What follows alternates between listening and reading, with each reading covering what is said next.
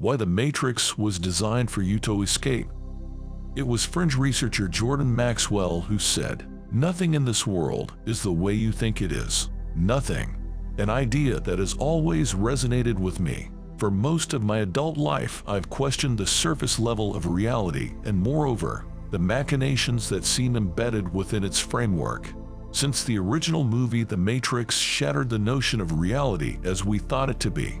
For many, the idea that we may be living in such a place, perhaps a reality designed via simulation. Scores of people now question the baseline of what we believe to be real, assuming our reality and all that undergirds it is intelligently designed by what many call God or universe or source, whatever this omnipotent level of consciousness is. One would assume there must be purpose and intent. But just what is the intent? Furthermore, who's been charged with the task of designing it, whether for better or worse? When looking at the worst of reality, why on earth would God build the bad into this intelligent design?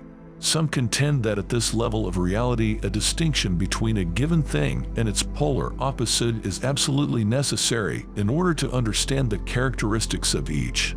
Alchemy is one form of reality distillation that understands the power inherent in the unification of opposites, the goal of blending two opposing parts of reality to create a third reality that is comprised of both, yet the elements remain distinct on their own. Still, right now at the level of reality that most humans recognize, the ramifications of distinct opposites couldn't be more in your face. The side that appears as bad, evil, negative et al. Seems to be trying its level best to co-opt and hijack its enemy, that of good. Ergo, there is no blending to be had. Those who've been key to the seemingly unrelenting malevolence of activity on this planet for millennia feel that there is some influence that has been likened to demonic or archon-like beings. An ancient and yet advanced form of control who feels that the planet belongs to them, and so do the people who roam its surface. Included in their diabolical agenda is to obliterate huge numbers of the human species and subjugate the rest for their own selfish purposes. Just the mere idea of such a plan is absurd to many unsuspecting individuals, oblivious to the large repository of documented history that shows ample evidence that such an agenda is entirely real. But here's where the rabbit hole gets infinitely deep. Could this planet that has been likened to a prison in more recent years have a trapdoor that is available to any and everyone who can find it and summon the courage to walk through it? Listen to a riveting interview about The Matrix with Jon Rappoport. Is there a lesson that we all can learn about why such a prison exists? In a world locked down by rules, regs, and agendas that some say must go according to plan, one might think there's no way out of what has been dubbed the prison planet.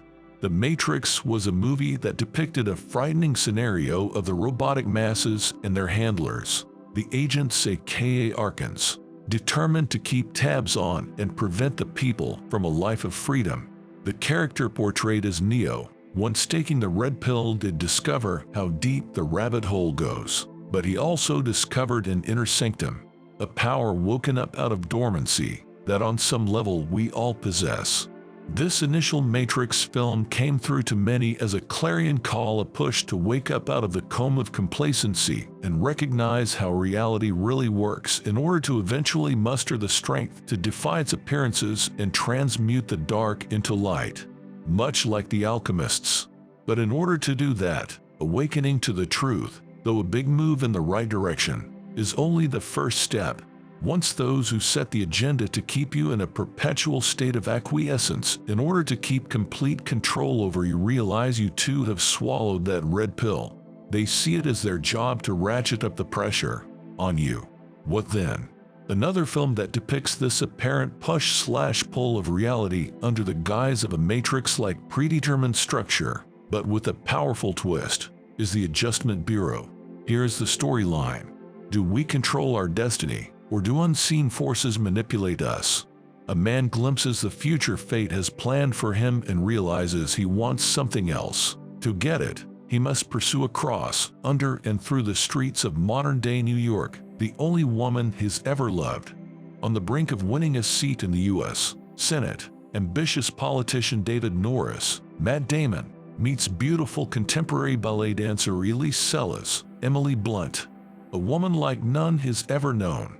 But just as he realizes he's falling for her, mysterious men conspire to keep the two apart. David learns he is up against the agents of fate itself, the men of the Adjustment Bureau, who will do everything in their considerable power to prevent David and Elise from being together. In the face of overwhelming odds, he must either let her go and accept a predetermined path, or risk everything to defy fate and be with her. Source: IMDb. Though under the cover of science fiction, The Adjustment Bureau is yet another movie with a prescient message for us all, perhaps perfectly crafted for these times. But just what valuable message might be derived? The paradox of reality and our current times. The extreme madness that has been our world since 2020 shows no signs of relenting. This is a framework that seems to some to be contrived, pre-planned, and intent on reaching a very specific outcome, and one that certainly does not bode well for the human species, aka evil agenda, population control, global enslavement. There have been numerous names assigned to this apparent meticulously calculated program, if such a plan indeed exists. One individual might observe this madness and conclude that we are doomed. This is evil at its core and nothing more. Another might observe that the agenda is a well-planned lesson designed to wake up humanity vis-a-vis a reality that only appears to be bad and therefore must be understood as only a species-wide litmus test, which ultimately is for our highest good. A third individual may entertain both angles, acknowledging that both are equally true, and thus choose to use the opportunity to fuse opposites together and turn the madness into magic. The Alchemist. It was American novelist and philosopher F. Scott Fitzgerald who said, "The test of a first-rate intelligence is the ability to hold two opposed ideas in mind at the same time and still retain the ability to function." From F. Scott Fitzgerald's essay The Crack-Up. When you understand that this level of reality presents a paradox or puzzle, and you treat it as such, you can indeed combine two seemed opposites in order to create a new reality, and one that you greatly prefer. But here's the kicker. It was a narrative included in the final scene of The Adjustment Bureau. Spoiler alert ahead, that perhaps says it all about the true nature of this matrix. Most people live life on the path we, the agents, set for them, too afraid to explore any other. But once in a while, people like you, character David Norris, come along who knock down all the obstacles we put in your way. People who realize free will is a gift that you'll never know how to use until you fight for it. I think that's the chairman's, head of the Adjustment Bureau, real plan, that maybe one day we won't write the plan, you will. Imagine that all that's going on right now may just be universe's way, though harsh as it may be, of showing us how to use our God-given free will through the unimaginable matrix of crisis, challenge, and a plan that appears to have nothing but evil intent.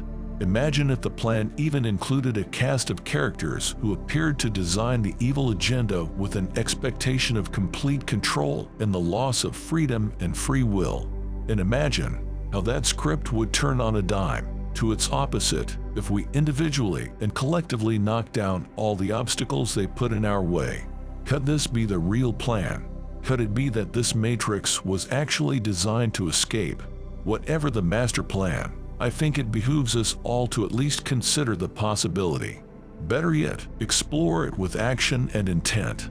And then not only we will know what free will truly means, we will experience once and for all that the matrix is nothing more than a relative construct of reality, designed to be relegated to the annals of illusion, and the only thing that is real is your consciousness to choose to create your reality as you see fit.